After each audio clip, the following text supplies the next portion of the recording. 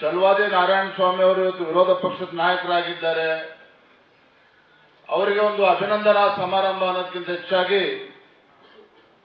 ಶೋಷಿತ ಪೀಡಿತ ಸಮುದಾಯಕ್ಕೆ ಒಂದು ಧ್ವನಿಯಾಗಿ ಕಳೆದ ಹಲವಾರು ದಶಕಗಳಿಂದ ನಿರಂತರವಾಗಿ ಹೋರಾಟವನ್ನು ಮಾಡ್ಕೊಂಡು ಬಂದಿರತಕ್ಕಂಥ ಒಬ್ಬ ಹೋರಾಟಗಾರ ಚಲವಾದಿ ನಾರಾಯಣ ಸ್ವಾಮಿ ಅವರಿಗೆ ಇವತ್ತು ಅಭಿನಂದನೆಯನ್ನು ಸಲ್ಲಿಸ್ತಾ ಇದ್ದೇವೆ ಅಂತ ಹೇಳೋದಕ್ಕೆ ನನಗೆ ಈ ಸಂದರ್ಭದಲ್ಲಿ ತುಂಬಾ ಸಂತೋಷ ಅನಿಸುತ್ತದೆ.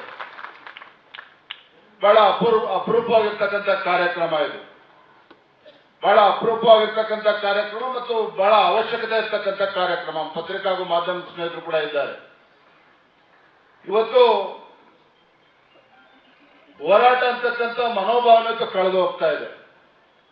ಹೋರಾಟದ ಕಿಚ್ಚು ಇವತ್ತು ನಶಿಸಿ ಹೋಗ್ತಾ ಇರ್ತಕ್ಕಂಥದ್ದು ಕೂಡ ನಾವು ನೋಡ್ತಾ ಇದ್ದೇವೆ. ಹಾಗಾಗಿ ಇಂಥ ಒಂದು ಕಾಲಘಟ್ಟದಲ್ಲಿ ಒಬ್ಬ ಹೋರಾಟಗಾರನ್ನ ಗುರುತಿಸ್ತಾ ಇರ್ತಕ್ಕಂಥದ್ದು ಇವತ್ತು ನಾವು ಬಹಳ ಒಳ್ಳೆ ಕೆಲಸ ಮಾಡಿದ್ದೇವೆ ಅನ್ನೋ ಭಾವನೆ ನಂದು. ನಾನು ಈ ಸಂದರ್ಭದಲ್ಲಿ ವೇದಿಕೆ ಮೂಲಕ ಒಂದು ಮಾತನಾಡೋದಕ್ಕೆ ಇಚ್ಛೆ ಪಡ್ತೇನೆ. ನಾನೊಬ್ಬ ರಾಜ್ಯದ ಅಧ್ಯಕ್ಷನಾಗಿ ಒಂದು ವಿಧಾನ ಪರಿಷತ್ನಲ್ಲಿ ಯಾರು ವಿಪಕ್ಷ ನಾಯಕರಾಗಬೇಕು ಅಂತೇಳಿ ನಾನಾ ರೀತಿ ಚರ್ಚೆಗಳು ನಡೀತಾ ಇತ್ತು. ನಾನಾ ರೀತಿ ಚರ್ಚೆ ನಡೀತಾ ಇರ್ತಕ್ಕಂಥ ಸಂದರ್ಭದಲ್ಲಿ ನಾವೊಬ್ಬ ರಾಜ್ಯದ ಅಧ್ಯಕ್ಷನಾಗಿ ಮತ್ತು ಯಡಿಯೂರಪ್ಪನವರ ಮಗ ಆಗಿ ನಾನು ಆಲೋಚನೆ ಮಾಡಿದೆ. ಇವತ್ತು ನಾವು ಇನ್ಕ್ಲೂಸಿವ್ ಪೊಲಿಟಿಕ್ಸ್ ಬಗ್ಗೆ ಮಾತನಾಡ್ತೇವೆ. ಇವತ್ತು ನಾನೊಬ್ಬ ರಾಜ್ಯದ ಅಧ್ಯಕ್ಷನಾಗಿ ಒಂದು ವಿಪಕ್ಷ ನಾಯಕನ ಸ್ಥಾನವನ್ನು ಆಯ್ಕೆ ಮಾಡ್ತಕ್ಕಂಥ ಸಂದರ್ಭದಲ್ಲಿ ಯಾರನ್ನ ಆಯ್ಕೆ ಮಾಡಬೇಕು ಅಂತೇಳಿ ನಾನಾ ರೀತಿ ಚರ್ಚೆ ನಡೀತಕ್ಕಂಥ ಸಂದರ್ಭದಲ್ಲಿ ನಮ್ಮ ರಾಷ್ಟ್ರೀಯ ಅಧ್ಯಕ್ಷ ಇರ್ತಕ್ಕಂಥ ಜಗತ್ ಪ್ರಕಾಶ್ ನಡ್ಡಾಜಿ ಅವರಿಗೆ ನಾನು ದೂರವಾಣಿ ಕರೆ ಮೂಲಕ ನಾನು ಮಾತನಾಡಿದೆ. ನಮ್ಮ ರಾಷ್ಟ್ರೀಯ ಅಧ್ಯಕ್ಷರಿಗೆ ಹೇಳಿದೆ, ರಾಷ್ಟ್ರೀಯ ಅಧ್ಯಕ್ಷರು ಈ ರೀತಿ ನಾನಾ ಹೆಸರುಗಳು ಕೇಳಿ ಬರ್ತಾ ಇದೆ. ಆದ್ರೆ ನನಗನ್ನಿಸ್ತದೆ ಚಲವಾದಿ ನಾರಾಯಣ ಸ್ವಾಮಿ ಹೋರಾಟಗಾರರಿದ್ದಾರೆ. ಒಂದು ತುಳಿತಕ್ಕೆ ಸಮುದಾಯಕ್ಕೆ ಒಂದು ಧ್ವನಿಯಾಗಿ ಇವತ್ತು ಅನೇಕ ವರ್ಷಗಳಿಂದ ಹೋರಾಟಗಳನ್ನು ಮಾಡ್ಕೊಂಡು ಬಂದಿದ್ದಾರೆ. ಅಂತ ಒಂದು ನಾಯಕತ್ವವನ್ನು ಗುರುತಿಸ್ತಕ್ಕಂಥ ಅವಶ್ಯಕತೆ ಪಕ್ಷದ ಹಿತದೃಷ್ಟಿಯಿಂದನೂ ಕೂಡ ಇದೆ, ರಾಜ್ಯದ ಹಿತದೃಷ್ಟಿಯಿಂದನೂ ಕೂಡ ಇದೆ. ಆ ಒಂದು ತುಳಿತಕ್ಕೆ ಒಳಗಾಗಿರ್ತಕ್ಕಂಥ ಸಮುದಾಯದ ದೃಷ್ಟಿಯಿಂದನೂ ಕೂಡ ಇದು ಒಳ್ಳೆ ನಿರ್ಣಯ ಆಗ್ಬೋದು ಅನ್ನೋ ಮಾತನ್ನು ನಮ್ಮ ರಾಷ್ಟ್ರೀಯ ಅಧ್ಯಕ್ಷರು ಹೇಳಿದಾಗ ಬಹಳ ಹೆಮ್ಮೆಯಿಂದ ನಮ್ಮ ರಾಷ್ಟ್ರೀಯ ಅಧ್ಯಕ್ಷರು ಸಂತೋಷವನ್ನು ಕೂಡ ವ್ಯಕ್ತಪಡಿಸಿದ್ರು. ಅವರೊಂದು ಮಾತನಾಡಿದ್ರು, ವಿಜಯನ್ ಇಷ್ಟು ಚಿಕ್ಕ ವಯಸ್ಸಿನಲ್ಲಿ ಇಷ್ಟು ದೊಡ್ಡ ಆಲೋಚನೆ ಮಾಡಿದೆಯಲ್ಲ, ತುಂಬಾ ಒಳ್ಳೆ ಬೆಳವಣಿಗೆ ಅನ್ನೋ ಮಾತನ್ನು ನಮ್ಮ ರಾಷ್ಟ್ರೀಯ ಅಧ್ಯಕ್ಷರು ಹೇಳಿದ್ರು. ಹಾಗಾಗಿ ಇವತ್ತು ನಾನೊಬ್ಬ ರಾಜ್ಯದ ಅಧ್ಯಕ್ಷನಾಗಿ ಚಲವಾದಿ ನಾರಾಯಣ ಸ್ವಾಮಿ ಅವರಲ್ಲಿ ಒಂದು ಹೋರಾಟಗಾರನ ನಾನು ಕಂಡಿರ್ತಕ್ಕಂಥ ಸಂದರ್ಭದಲ್ಲಿ ಅಂತ ಒಬ್ಬ ಹೋರಾಟಗಾರನ ವಿರೋಧ ಪಕ್ಷದ ನಾಯಕನಾಗಿ ಆಯ್ಕೆ ಮಾಡಿರ್ತಕ್ಕಂಥದ್ದು ನನಗೂ ಕೂಡ ಇವತ್ತು ಅನೇಕ ಹಿರಿಯರ ಆಶೀರ್ವಾದದಿಂದ ಆಯ್ಕೆ ಆಗಿರ್ತಕ್ಕಂಥದ್ದು ತುಂಬಾ ಸಂತೋಷ ತರ್ತಕ್ಕಂಥ ಸಂಗತಿ ಅಂತ ಈ ಸಂದರ್ಭದಲ್ಲಿ ಹೇಳಕ್ಕೆ ಇಷ್ಟಪಡ್ತೇನೆ. ಹೋರಾಟ ಅಂತ ಹೇಳಿದ್ರೆ ನನಗೆ ರಾಜ್ಯದಲ್ಲಿ ನೆನಪಾಗ್ತಕ್ಕಂಥದ್ದು ಒಬ್ಬ ವ್ಯಕ್ತಿ ಮಾತ್ರ. ಈ ರಾಜ್ಯದಲ್ಲಿ ದೀನ ದಲಿತರ ಪರವಾಗಿ, ಈ ನಾಡಿನಲ್ಲಿರ್ತಕ್ಕಂಥ ರೈತಾಪಿ ವರ್ಗದ ಪರವಾಗಿ ಇವತ್ತು ಸದಾಕಾಲ ಕಳೆದ 3-4 ದಶಕಗಳಿಂದ ಈ ಎಲ್ಲರ ಧ್ವನಿಯಾಗಿ ಹೋರಾಟವನ್ನು ಮಾಡ್ಕೊಂಡು ಬಂದಿರತಕ್ಕಂಥದ್ದು ಸನ್ಮಾನ್ಯ BS ಯಡಿಯೂರಪ್ಪನವರು, ಪೂಜ್ಯ ತಂದೆಯವರು. ನನಗೆ ಮಾತನಾಡೋದಕ್ಕೆ ಏನೂ ಕೂಡ ಸಂಕೋಚ ಇಲ್ಲ. ಇವತ್ತು ಸನ್ಮಾನ್ಯ BS ಯಡಿಯೂರಪ್ಪನವ್ರನ್ನ ಇವತ್ತು ಬೆಂಗಳೂರಿನಿಂದ ಹಿಡಿದು ಗುಲ್ಬರ್ಗಾವರೆಗೂ, ಇವತ್ತು ಗುಲ್ಬರ್ಗಾ ಹೋಗ್ಲಿ, ಬಿಜಾಪುರ ಹೋಗ್ಲಿ, ಬೆಳಗಾವಿಗೆ ಹೋಗ್ಲಿ, ಯಡಿಯೂರಪ್ಪನವ್ರನ್ನ ಗುರುತಿಸ್ತಾರೆ ಅಂತ ಹೇಳಿದ್ರೆ ಒಬ್ಬ ಹೋರಾಟಗಾರ ಅಂತ ಹೇಳಿ ಗುರುತಿಸ್ತಾರೆ ಹೊರತು ಒಬ್ಬ ಮಾಜಿ ಮುಖ್ಯಮಂತ್ರಿ, ಒಬ್ಬ ವೀರಶೈವ ಮುಖಂಡ ಅಂತೇಳಿ ಯಾರು ಕೂಡ ಗುರುತಿಸೋದಿಲ್ಲ. ಇವತ್ತು ಯಡಿಯೂರಪ್ಪನವರಲ್ಲಿ ಒಂದು ಹೋರಾಟಗಾರನ ಗುರುತು ಮಾಡಿದ್ದಾರೆ.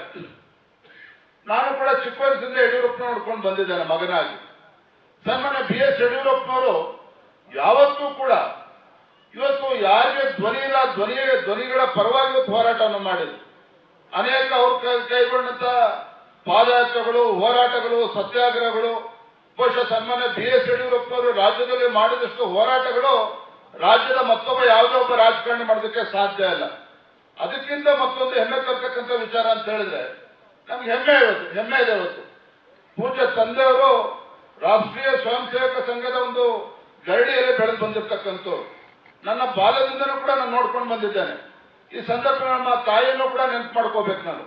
ನಮ್ಮ ಶಿಕಾರಿಪುರ ಮನೆಯಲ್ಲಿ, ಯಡಿಯೂರಪ್ಪನವ್ರ ಮನೆಯಲ್ಲಿ ನಮ್ಮ ಬಸವರಾಜಣ್ಣ ಇಲ್ಲೇ ಕೂತಿದ್ದಾರೆ, ಪರಿವಾರದವರು, ಅಮ್ಮನವರಾಗಲಿ ತಂದೆಯವರ ಒಂದು ಆದರ್ಶ ಯಾವ ರೀತಿ ನಮ್ಮ ಮನೆಯಲ್ಲೂ ಕೂಡ ಮನೆ ಮಾಡಿತ್ತು ಅನ್ನೋದಕ್ಕೆ ಯಡಿಯೂರಪ್ಪನವರ ನಮ್ಮ ಮನೆಯಲ್ಲಿ ಅವತ್ತಿನಿಂದ ಇಂದಿನವರೆಗೂ ಸಹ ನಮ್ಮ ಮನೆಗೆ ಯಾರೇ ಬಂದರೂ ಸಹ ಅವನು ಯಾವ ಜಾತಿ ಯಾವ ವರ್ಗದವರು ಅಂತೇಳಿ ಕೇಳಿರ್ತಕ್ಕಂಥ ಒಂದೇ ಒಂದು ಉದಾಹರಣೆ ನಮಗೆ ಸಿಗೋದಕ್ಕೆ ಸಾಧ್ಯ ಇಲ್ಲ.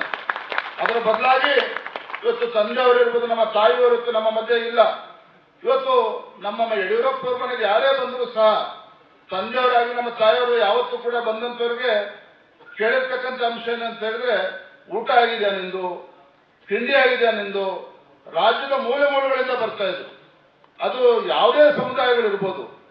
ಇವತ್ತು ಯಾರೇ ನಮ್ಮ ಮನೆಗೆ ಬಂದರೂ ಕೂಡ ಅತಿಥಿ ಸತ್ಕಾರವನ್ನ, ಯಾಕೆಂದ್ರೆ ನಾವು ಇವತ್ತು ಸಾಮಾಜಿಕ ನ್ಯಾಯದ ಬಗ್ಗೆ ಮಾತನಾಡ್ತೇವೆ. ಇವತ್ತು ಅಣ್ಣ ಬಸವಣ್ಣನವರು ಒಂದು ಸಮಾನತೆ ಸಮಾಜವನ್ನ ನಿರ್ಮಾಣ ಮಾಡಬೇಕು ಅಂತ ಹೇಳಿ ಇವತ್ತು ಹೋರಾಟವನ್ನು ಮಾಡಿರ್ತಕ್ಕಂಥದ್ದು ಕೂಡ ನಾವು ನೋಡಿದ್ದೇವೆ. ಇವತ್ತು ನನಗೆ ಹೆಮ್ಮೆ ಅಂತ ಹೇಳಿದ್ರೆ, ಯಡಿಯೂರಪ್ಪರ ಮಗಾಗಿ ಈ ವೇದಿಕೆ ಮುಖೇನ ರಾಜಕಾರಣ ಮಾತನಾಡೋದಕ್ಕೆ ಇಷ್ಟಪಡೋದಿಲ್ಲ. ಒಬ್ಬ ರಾಜ್ಯದ ಅಧ್ಯಕ್ಷ ಅನ್ನೋದಕ್ಕಿಂತ ಹೆಚ್ಚಾಗಿ ಒಬ್ಬ ಯಡಿಯೂರಪ್ಪರ ಮಗನಾಗಿ ತಂದೆಯವರು ಯಾವ ರೀತಿ ನನಗೆ ಒಂದು ಮಾರ್ಗದರ್ಶನವನ್ನು ಕೊಟ್ಟಿದ್ದಾರೆ ಅನ್ನೋದನ್ನು ಕೂಡ ನಾನು ಸಂದರ್ಭ ನೆನಪು ಮಾಡ್ಕೊಳ್ಳೋದಕ್ಕೆ ಇಷ್ಟಪಡ್ತೇನೆ. ಹಾಗಾಗಿ ಇವತ್ತು ಯಡಿಯೂರಪ್ಪನವರ ಹೋರಾಟ ಇರ್ಬೋದು, ಒಂದು ಕಡೆ ಯಡಿಯೂರಪ್ಪನವರ ಹೋರಾಟದ ಗುಣ, ಅವರ ಒಂದು ಆದರ್ಶ ಬಹುಶಃ ನನ್ನಲ್ಲೂ ಕೂಡ ನಾನೊಬ್ಬ ರಾಜ್ಯದ ಅಧ್ಯಕ್ಷನಾದಂಥ ಸಂದರ್ಭದಲ್ಲಿ ಆ ಸಮಾಜ ಈ ಸಮಾಜ ಅನ್ನೋದಕ್ಕಿಂತ ಹೆಚ್ಚಾಗಿ ತುಳಿತಕ್ಕೆ ಒಳಗಾಗಿರ್ತಕ್ಕಂಥ ಸಮಾಜಕ್ಕೆ ಒಂದು ಗುರುತಿಸಬೇಕು ಅನ್ನೋ ಒಂದು ಒಳ್ಳೆ ದೃಷ್ಟಿಕೋನ ಇಟ್ಕೊಂಡಿದ್ದು ಛಲವಾದಿ ನಾರಾಯಣ ಸ್ವಾಮಿ ಅವ್ರನ್ನ ನಮ್ಮ ರಾಷ್ಟ್ರೀಯ ನಾಯಕರು ಎಲ್ಲರೂ ಕೂಡ ಗುರುತಿಸಿದ್ದಾರೆ ಅಂತ ಹೇಳಿದಕ್ಕೆ ನನಗೆ ತುಂಬಾ ಸಂತೋಷ ಆಗ್ತದೆ. ಯಾಕೆಂತ ಹೇಳಿದ್ರೆ ಇವತ್ತು ನಾನಾ ರೀತಿ ಭಾಷೆಗಳು ಮಾತನಾಡ್ತಾರೆ. ಇವತ್ತು ಕುಂತಲ್ಲಿ ನಿಂತಲ್ಲಿ ಇವತ್ತು ಬಾಬಾ ಸಾಹೇಬ್ ಅಂಬೇಡ್ಕರ್ ಅವರ ಹೆಸರು ಹೇಳಿಕೊಂಡು ಅಧಿಕಾರಕ್ಕೆ ಬಂದಿರತಕ್ಕಂಥ ರಾಜಕೀಯ ಪಕ್ಷಗಳು ಇವತ್ತು ಯಾವ ರೀತಿ ಬಾಬಾ ಸಾಹೇಬ್ ಅಂಬೇಡ್ಕರ್ ಅವರಿಗೆ ಅವಮಾನಿಸಿದ್ದಾರೆ ಅನ್ನೋದನ್ನು ಕೂಡ ನಾನು ನೆನಪು ಮಾಡ್ಕೋಬೇಕಾಗ್ತದೆ. ಇವತ್ತು ಯಾವ ಪಕ್ಷ ಇವತ್ತು ಬಾಬಾ ಸಾಹೇಬ್ ಅಂಬೇಡ್ಕರ್ ಅವರ ಹೆಸರು ಹೇಳಿಕೊಂಡು ಈ ದೇಶದಲ್ಲಿ 50-60 ವರ್ಷಗಳ ಕಾಲ ಸುದೀರ್ಘವಾಗಿ ಇವತ್ತು ಆಡಳಿತ ನಡೆಸಿರ್ತಕ್ಕಂಥ ಪಕ್ಷ ಯಾವ ಬಾಬಾ ಸಾಹೇಬ್ ಅಂಬೇಡ್ಕರ್ ಹೆಸರಿರ್ತಕ್ಕಂಥ ಪಕ್ಷ, ಬಾಬಾ ಸಾಹೇಬ್ ಅಂಬೇಡ್ಕರ್ ಅವರ ಅಂತ್ಯ ಸಂಸ್ಕಾರಕ್ಕೆ ಗೌರವ ಕೊಡ್ತಕ್ಕಂಥ ಕೆಲಸವನ್ನು ಕೂಡ ಪಕ್ಷದ ಕೈಯಲ್ಲಿ ಮಾಡೋದಕ್ಕೆ ಸಾಧ್ಯ ಆಗಲಿಲ್ಲ. ಇವತ್ತು ಹೆಮ್ಮೆ ಅನಿಸ್ತದೆ ಬಂಧುಗಳೇ, ನನ್ನ ದೇಶದ ಹೆಮ್ಮೆಯ ಪ್ರಧಾನಮಂತ್ರಿ ನರೇಂದ್ರ ಮೋದಿಜಿಯವರು ಇವತ್ತು ಬಹುಶಃ ಅವರ ಮೊದಲ ಪ್ರಧಾನಮಂತ್ರಿ. ಇವತ್ತು ಬಾಬಾ ಸಾಹೇಬ್ ಅಂಬೇಡ್ಕರ್ ಅವರ ಹುಟ್ಟೂರಿಗೆ ಅವರು 125ನೇ ಒಂದು ಜಯಂತಿ ಅಂಗವಾಗಿ 2016 ಏಪ್ರಿಲ್ 14ರಂದು ಬಾಬಾ ಸಾಹೇಬ್ ಅಂಬೇಡ್ಕರ್ ಅವರ ಹುಟ್ಟೂರಾಗಿರ್ತಕ್ಕಂಥ ಮಧ್ಯಪ್ರದೇಶದ ಮಹೋ ಪಟ್ಟಣದಲ್ಲಿ ಒಬ್ಬ ಪ್ರಧಾನಮಂತ್ರಿ, ಈ ದೇಶದ ಪ್ರಧಾನಮಂತ್ರಿ ಮೊದಲ ಬಾರಿ ಭೇಟಿಯನ್ನು ಕೊಟ್ಟಿರ್ತಕ್ಕಂಥದ್ದು ಯಾರಪ್ಪ ಅಂತ ಹೇಳಿದ್ರೆ ಈ ದೇಶದ ಹೆಮ್ಮೆಯ ಪ್ರಧಾನಮಂತ್ರಿ ನರೇಂದ್ರ ಮೋದಿಜಿಯವರು. ಹೆಮ್ಮೆಯ ಪ್ರಧಾನಮಂತ್ರಿ ನರೇಂದ್ರ ಮೋದಿಜಿಯವರು ಮೊದಲ ಬಾರಿಗೆ ಈ ದೇಶದ ಪ್ರಧಾನಮಂತ್ರಿಯ ಹುಟ್ಟೂರಿಗೆ ಭೇಟಿಯನ್ನು ಕೊಟ್ಟಿರ್ತಕ್ಕಂಥದ್ದು.